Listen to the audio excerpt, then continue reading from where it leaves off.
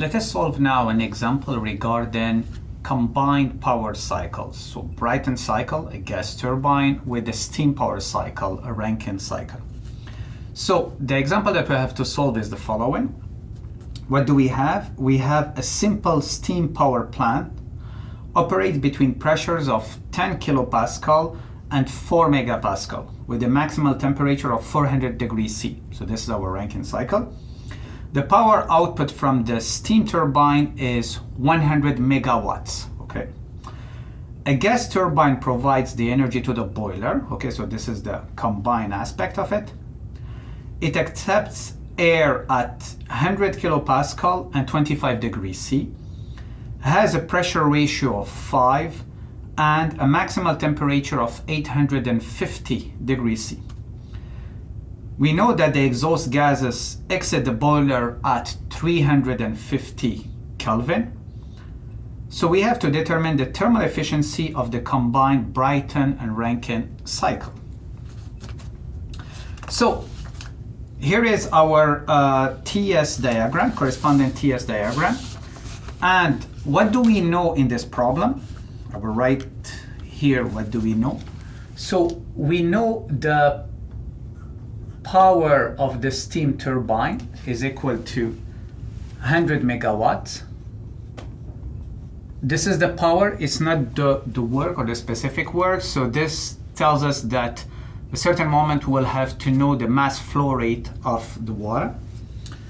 We know that P5 is equal to 100 kilopascal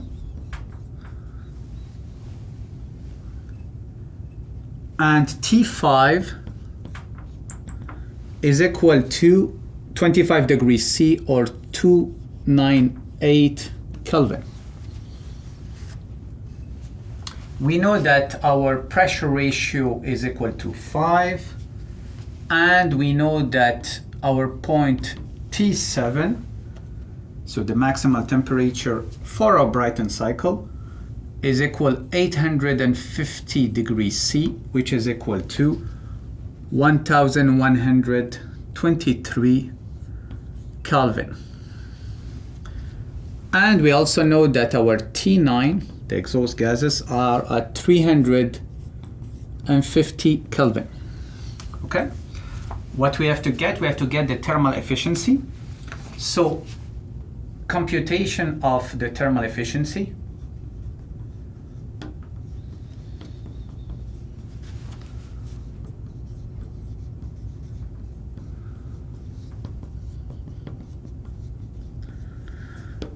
So how do we define the thermal efficiency for a combined cycle? The thermal efficiency of our combined cycle is equal to what? What are we generating thanks to this combined cycle? We are generating a power with the gas turbine plus the power of the steam turbine, which is given here, and minus the power of the compressor minus the power of the pump. This guy, we always neglected it. However, you remember we cannot neglect the work of the compressor for a Brayton cycle. And all this over Qn. And we have one single Qn, the one for our Brayton cycle in the combustion chamber. So, meaning that to get our thermal efficiency, we have to get the work or the power of our gas turbine. This one is given. We have to get the power of our compressor, and we have to get Q dot N. So, and to get this, here we have the power, okay? So, meaning that we will have to determine the mass flow rate of our air and also the mass flow rate of our water in both cycles. So let's start with the determination of the mass flow rate of the steam in our Rankine cycle. So computation of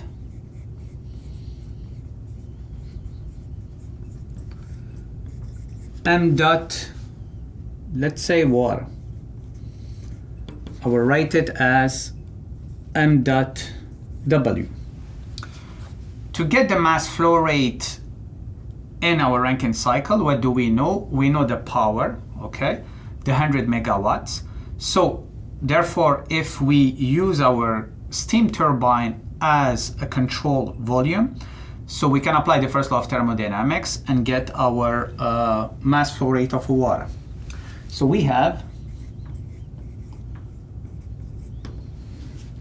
that the power of our steam turbine is equal m dot of our steam cross H3 minus H4, with H3 is equal the enthalpy at T3 is equal 400 degrees C, and P3 is equal 4 megapascal. You use a table or you use X-steam function, you will get the enthalpy of 3,214 kilojoules per kilograms of water.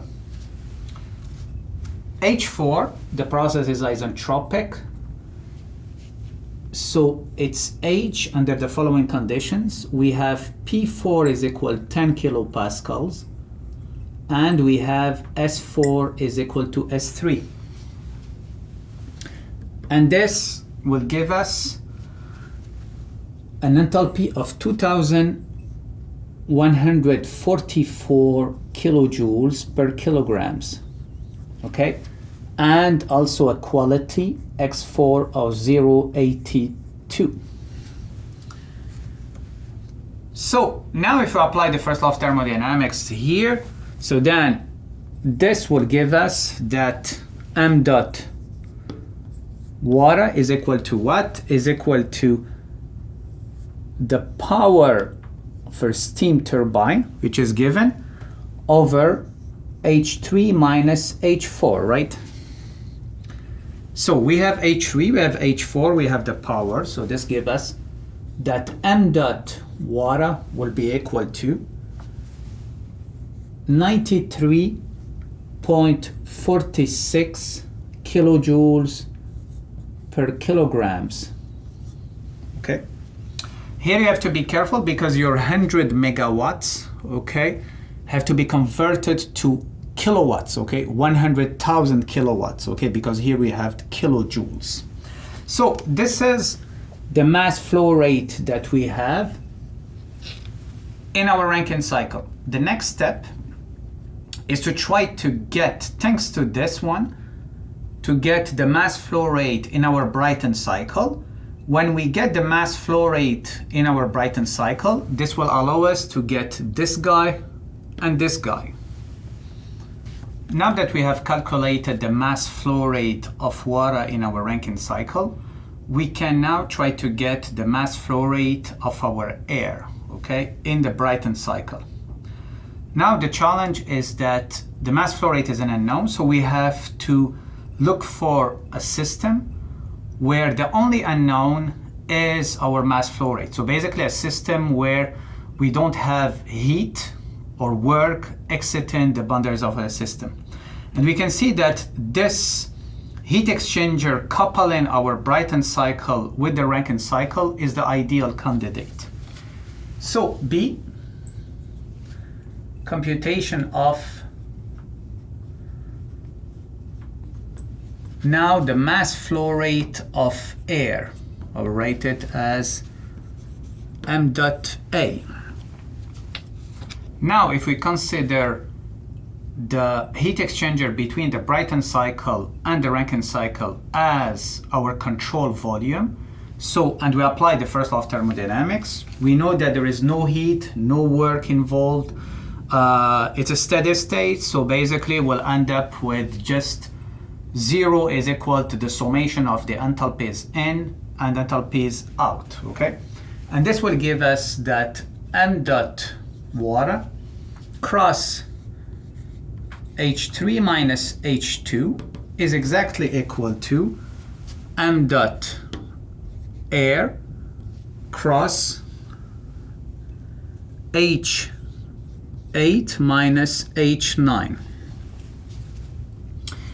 So here we have to be careful because this is water, okay? So it has to stay this way.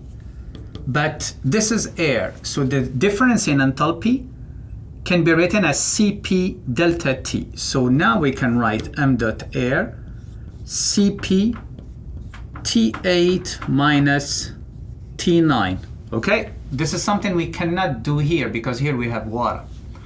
And this gives us a formulation for a dot air is equal to m dot water cross H3 minus H2 over Cp T8 minus T9. We have to look for all the ingredients now. With what do we have? We have H2 is equal to H1 because we neglected the work of the pump. H2 is equal to H1 and will be equal to 192 kilojoules per kilograms. Okay, so here the conditions are 10 kilopascal and it's saturated liquid. X1 is equal to 0. H3 we already got it, okay? So when we calculated m dot W, so we have to get T8. Now we can use isentropic relations. T8 is equal to T7 cross P8 over P7 exponent K minus 1 over K. T7 is the maximal temperature in our cycle, okay? And P8 over P7, this is the inverse of our pressure ratio, the 1/5. And this will give us a temperature of 709 Kelvin. So we know T8, we know T9, this is given, okay? We got H3 in part A. We just got now H2. We know m dot water because we calculated it, and this would give us m dot air will be equal to 783.5 kilograms per second. Now that we have this, the m dot air, we can calculate the power of our gas turbine. So C, computation of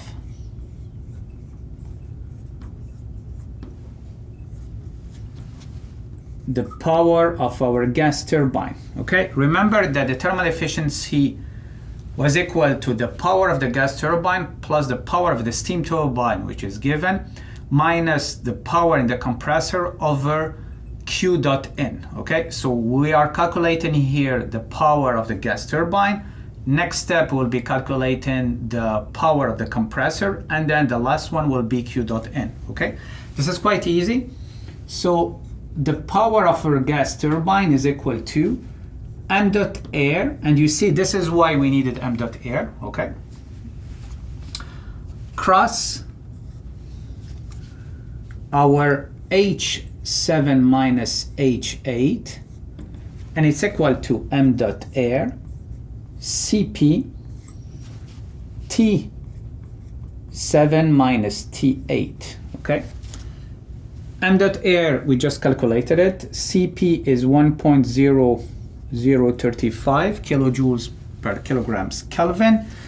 T7 is a maximal temperature it is given. T8, we calculated it here. So this will give us a power of the gas turbine is equal to 325.6 megawatts.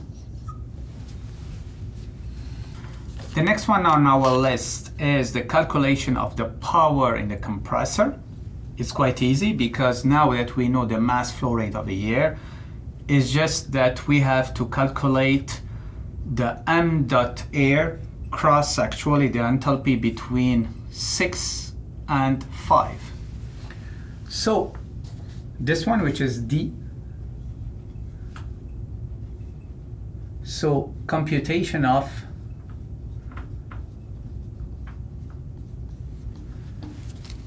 the power required by our compressor. So the power required by the compressor is equal to what? Is equal to m dot air cross H6 minus H5, which is equal to m dot air Cp cross T6 minus T5. We know T5, we don't know T6, so we have to get T6 using isentropic relations with T6 is equal to T5 cross P6 over P5, which is our pressure ratio, 5, K minus 1 over K. So this is equal to 298, okay, 0.2 cross 5 exponent K minus 1 over K. And this will give us a temperature T6, so at the exit of our compressor of 472.2 Kelvin. And therefore, then we have the power of our compressor will be equal to 136.8 megawatts. Okay. And now the last one on our list is our Qn. So E, computation of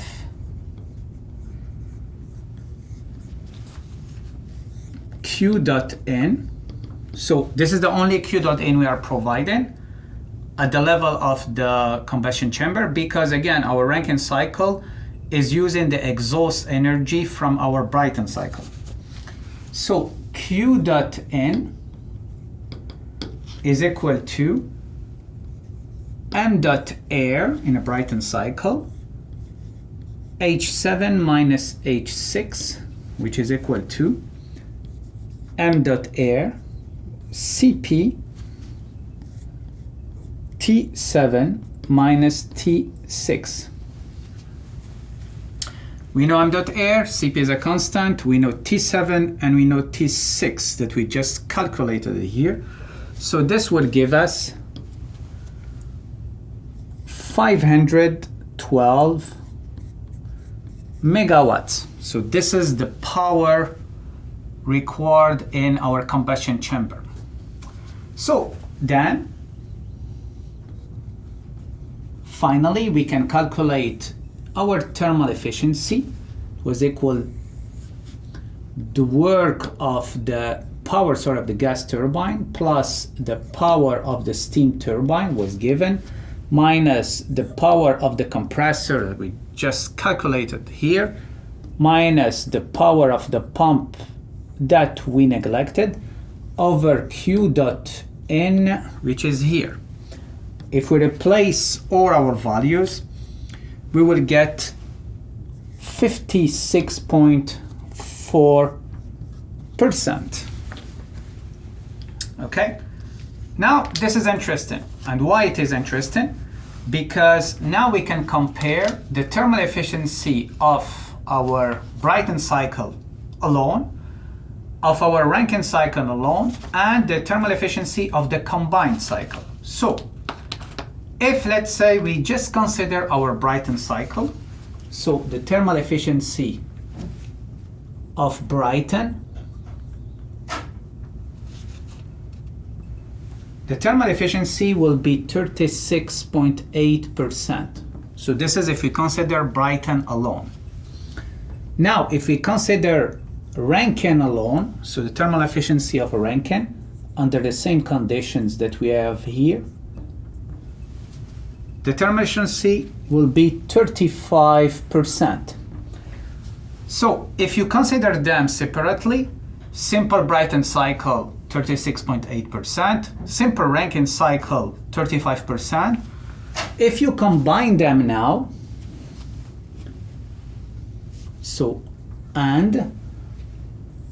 if you combine them, you get this thermal efficiency of Brayton plus Rankine